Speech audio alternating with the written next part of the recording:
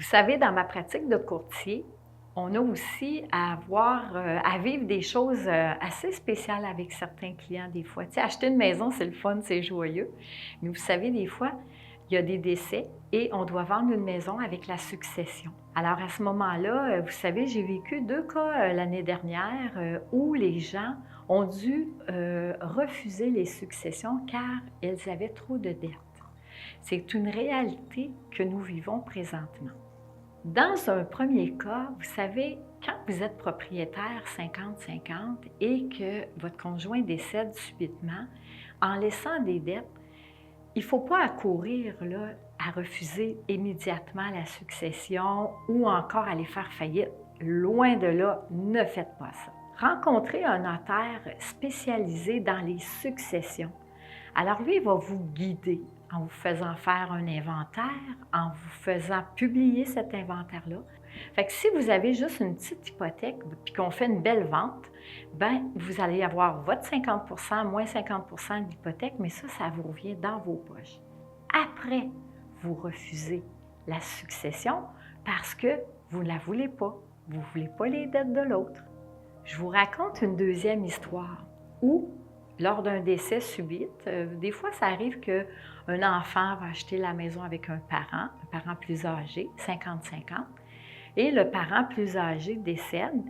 Et là, vous essayez de vous en sortir, mais déjà, vous aviez un salaire très minime, et là, vous commencez à vous endetter, à sauter des paiements, des choses comme ça. Et là, vous réalisez que la succession, elle est en déficit aussi et vous décidez de la refuser avant de mettre la propriété en vente. Savez-vous qu'à ce moment-là, c'est le gouvernement du Québec, c'est Revenu Québec, qui devient copropriétaire avec vous. Alors là, vous avez des comptes à rendre. Ça, c'est un petit peu plus, comment on pourrait dire, délicat. Alors, ce qui est important, c'est que si vous arrive quelque chose puis vous ne savez pas par où commencer, un bon courtier va pouvoir vous aider, vous aligner vers un bon professionnel qui connaît ça, les successions, et puis qui va pouvoir vous aiguiller rapidement. Puis on va vendre la propriété, mais on va le faire pour que vous puissiez garder votre 50 de votre avoir. J'ai 3 conseils pour vous aujourd'hui.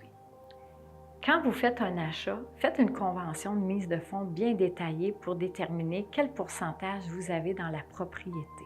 Deuxièmement, prenez une assurance vie sur l'autre personne, votre conjoint ou un parent.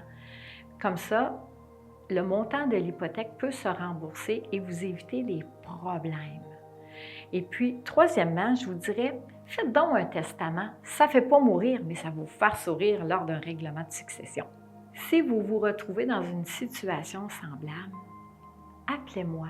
On va pouvoir vous référer à un bon professionnel qui va pouvoir vous aider, vous assister à ce que ça aille bien. Prendre soin de vous.